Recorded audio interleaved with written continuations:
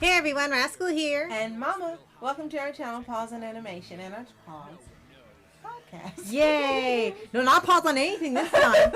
And today we are covering the cartoon from Titmouse, in case you didn't know, Randy Cunningham 9th Grade Ninja, which aired on Disney XD. Can you believe it aired there and Titmouse made it? No. In a town called Northville, protected by a ninja for over 800 years, a new one selected every 4 years. Mm-hmm. That sounds like high school. Yeah, hey, that fits. Randy Cunningham, the ninth grade teenager. Well, I guess the 9th Grade Ninja too. Is the next ninja. Now, Randy must protect Northville from the evil plans of the sorcerer, his ally McBurger, Hey, and right? Hannibal's assistant Willem Viceroy.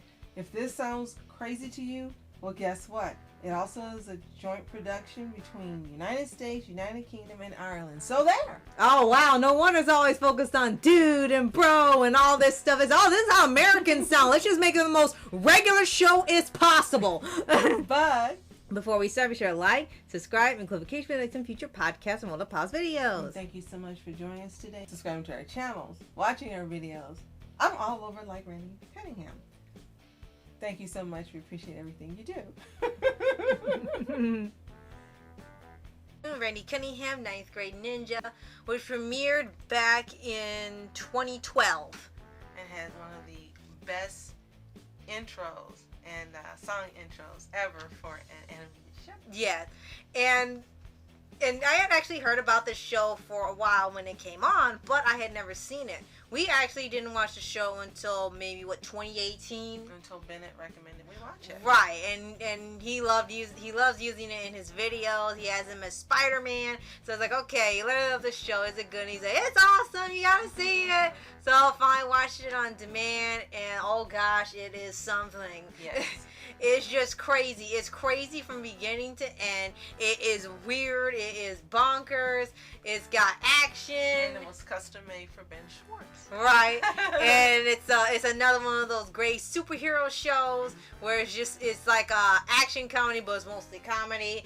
But still, it was something really different for the network. And this was back when Disney was still doing different things and still doing something fun and action-packed and something worth watching. Well, to me, this is similar to Gravity Falls and to Star vs. the Forces of Evil, and where Disney was not the writer of the series, there were other writers.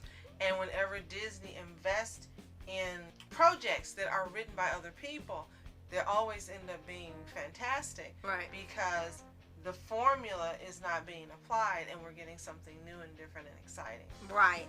And for here, what really stood out, like I say, it was a superhero cartoon that didn't have anything to do with Marvel or Star Wars, which they bought.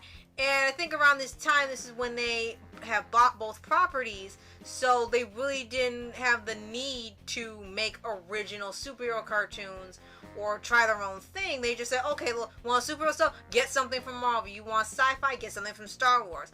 And Randy Cunningham was one of the few shows they have that was, as you said, not written by them. Right, but it was still great in its own way because it still had a sort of a cult following. Well, that's what made it great, that they didn't write it. Right. Again, like Gravity Falls and Star vs. the Forces of Evil, Randy Cunningham really lies in that exceptional category for Disney's outer projects. Right.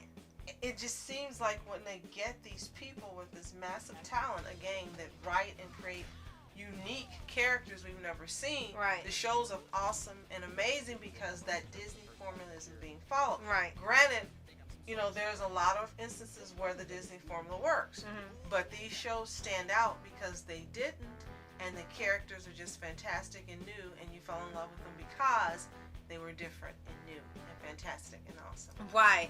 And for here, the most you can see is that, yeah, it's sort of like Spider-Man with this kid having a superhero secret identity and no one knows. He got to save the day every single episode.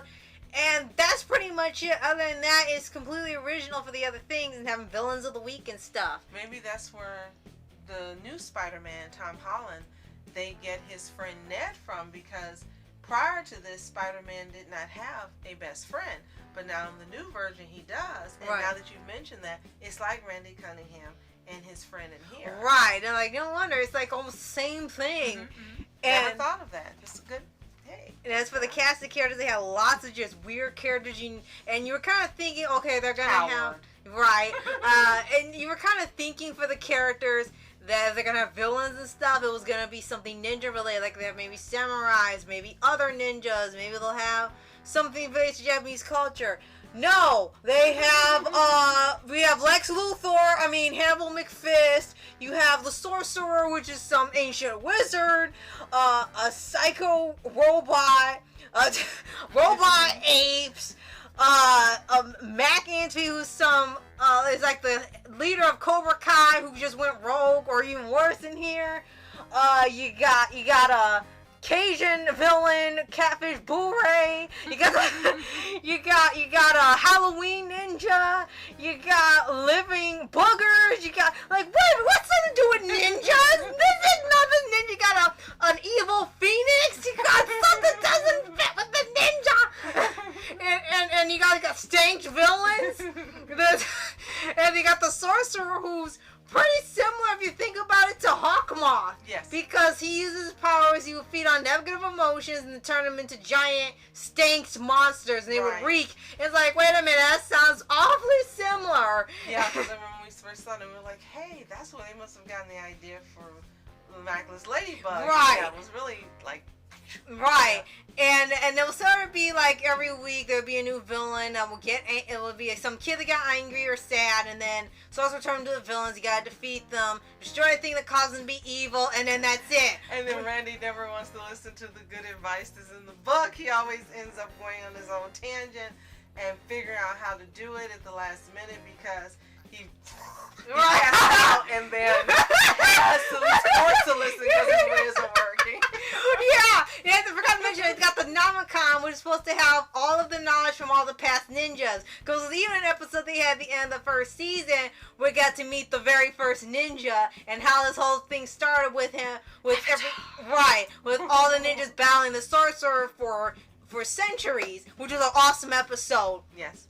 And my favorite is Stank to the Future. Yes, there was one where this guy was stuck in the freezer. It was actually a villain, and then when they actually thawed him out and then defeated him, he was this guy from the 80s, and he didn't know he wasn't in the 80s anymore, and everything was outdated he had. And he still had a giant 80s phone in his pocket. He had his mix master, and he said, "What is this stuff?" I love that episode. That is my favorite Randy Cunningham episode ever. And then I think my favorite, but actually it has to be a fan favorite actually for a lot of people, was one where they had this evil phoenix that possessed Howard, and he had to, and it was a thing that the ninja and the phoenix were always linked, that he would constantly be fighting it all the time, no matter what ninja it was.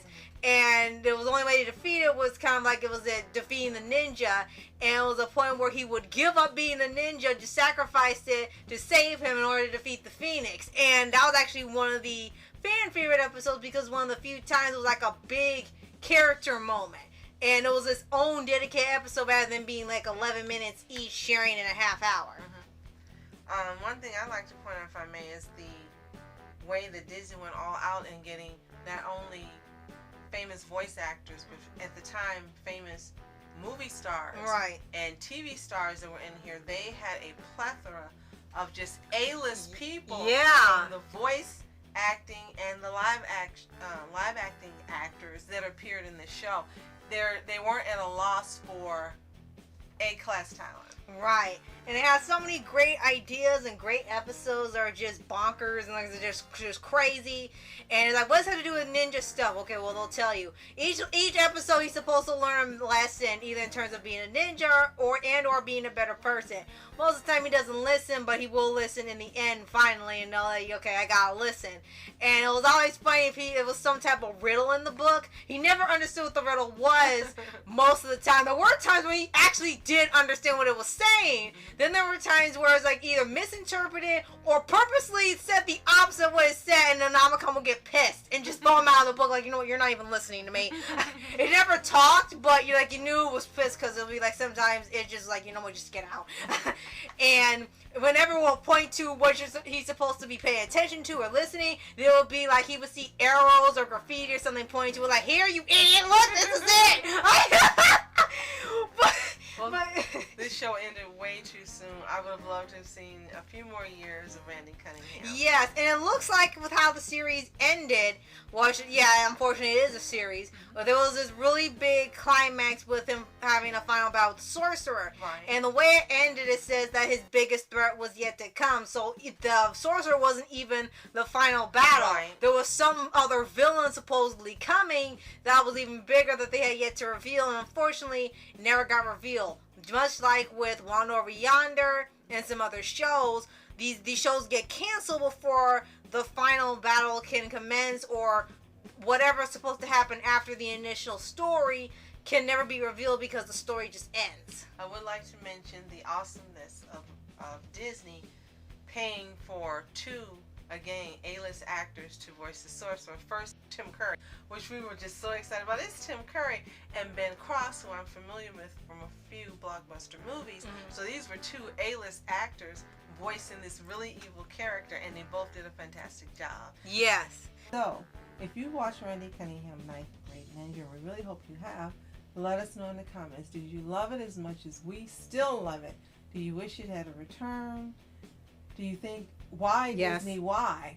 Let us know what you think in the comments. And if you haven't seen it, I think the only place you can watch it is on the Disney Plus or other services you can find, because this is hard to find, just like Motor City now, and it's sad. So if you have Disney Plus and you haven't seen it, go ahead, give it a watch, come back, and tell us what you think. We know you're going to love it.